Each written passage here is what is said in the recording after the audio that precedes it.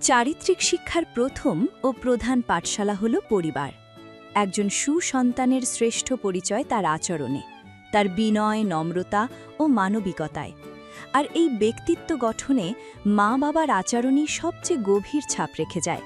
বাবা যখন মায়ের প্রতি স্নেহশীল ও যত্নবান আচরণ করেন, তখন একটি কন্যা শিশুর কোমল মনে পুরুষ সম্পর্কে এক সুন্দর ইতিবাচক ছবি অঙ্কন হতে থাকে।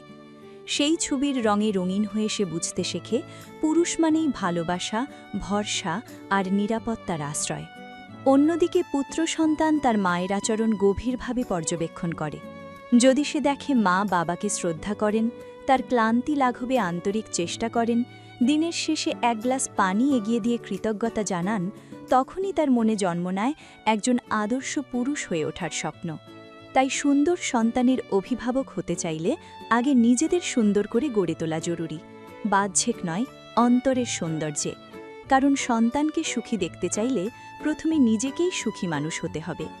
সুখ কোনো কেনা জিনিস নয়, এটি খুঁজেও পাওয়া যায় না। সুখ গড়ে নিতে হয় নিজের হাতেই।